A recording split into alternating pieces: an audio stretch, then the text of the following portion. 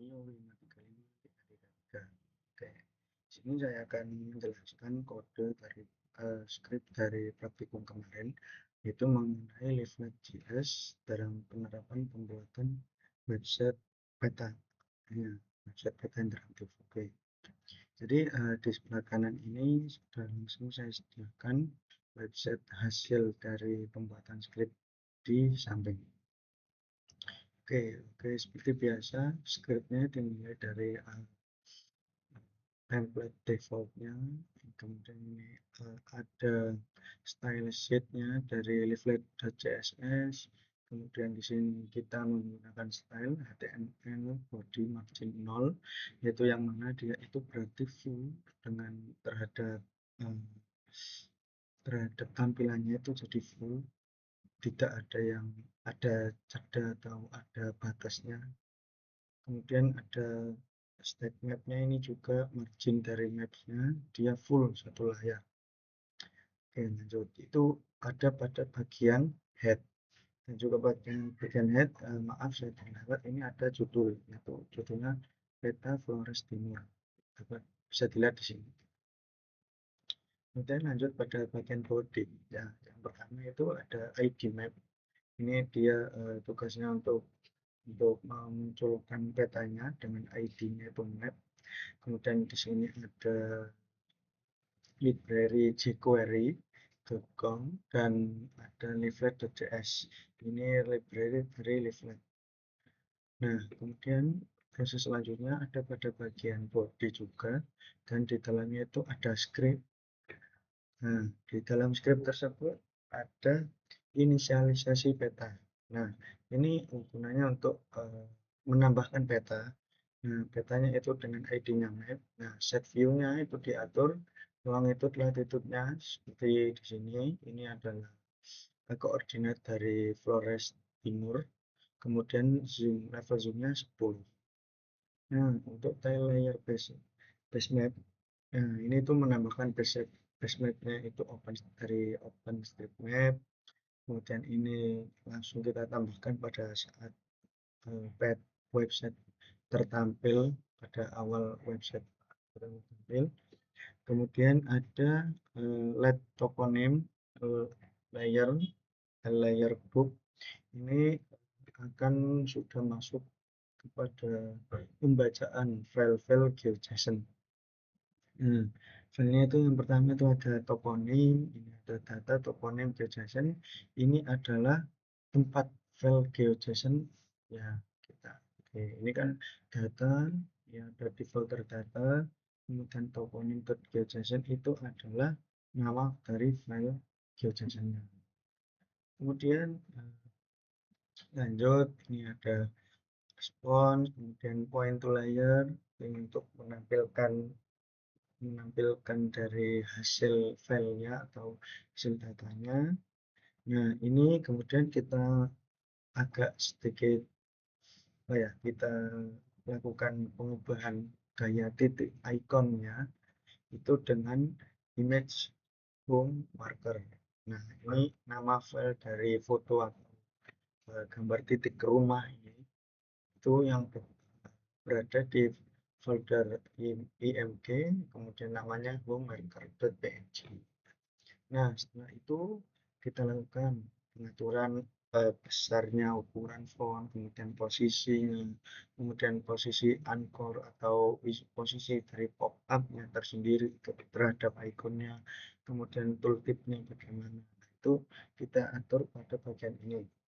Nah, selanjutnya ini untuk variabel pop-up content, yang mana ini itu pop-up-nya, pop-up dari toponim ini. Nah, ini berisi data-data atau ya informasi yang ada pada file toponim. Kalau bisa kita lihat di sini, toponim kan memiliki banyak sekali informasi. Nah, itu kita bisa memilih informasi yang kita butuhkan, seperti ini itu dari toponim ini. Jadi kita ambil koordinatnya dan namanya. Oke, seperti itu. Dan lanjut lagi pada bagian Selanjutnya itu sungai, geodesign sungai. Kurang lebih di sini penjelasan untuk data sungai dan jalan itu hampir sama. Karena di sini ada sungai dan jalan. Nah, kita bahas secara singkatnya. Nah, di sini untuk geodesign polyline, sungai, jalan, dan polygon itu kita uh, memakai script Pane, yang mana Pane itu berfungsi untuk mengatur layer urutannya agar visualisasinya itu lebih tampak gitu. Jadi nanti pada urutan yang paling atas itu yang data garis-garis, kemudian yang paling bawah itu poligonnya, agar data garisnya itu dapat terlihat dengan jelas visualisasinya. Oke, kemudian di sini ada yang sungai dengan dia ini warnanya biru, opacity-nya 1 dan weight-nya 1. Kemudian lanjut ada bagian kurang lebih sama juga penjelasan seperti jalan itu, dia sama dia dengan warnanya merah, opacity 1 dan weight-nya 1. Ini untuk memanggil atau dia itu tooltipnya. Kalau jalan itu dia bisa terlihat, nah ini kan terlihat jalan provinsi gitu. Nah, kemudian lanjut pada bagian poligon batas kecamatan. Nah, ini ada pada bagian 301 atau bagian paling bawah dari data garisnya. Nah, di sini sebenarnya dia kan memiliki style sendiri, namun kita menggunakan apa? Kita menggunakan style atau visualisasi berdasarkan jumlah penduduknya. Jadi kita menggunakan style function fitur, using opacity-nya ini dengan garisnya itu black, kemudian ketebalan dan warna-warnanya. Nah, untuk warnanya itu kita bisa mengaturnya itu lewat di sini. Jadi ketika dia itu apa batas, misalnya penduduknya itu kurang dari sama dengan 15.000 penduduk, maka dia akan berwarna ini. Kalau ini tuh yang jadi ini dia tidak lebih dari 15.000 penduduk. Kalau ini yang beda di tengah, dia itu 15.000 sampai 30.000 penduduk. Itu yang warna oranye. Nah, ini dia 15.000 lebih, ini 17.000, dan ini 18.000. Kemudian yang terakhir itu adalah penduduk yang lebih dari 31.000. Nah, 31.000 itu ini ada tiga, ini 31, 31.600, kemudian ini,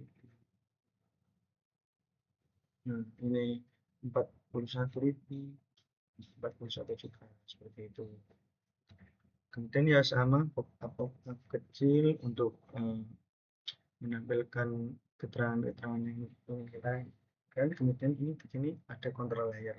Nah, yang mana control layer itu seperti ini, menunjukkan bisa kita sembunyikan apa yang tidak kita perlukan. Misalnya kita cuma menggunakan jumlah penduduk, maka bisa ditentukan seperti ini saja.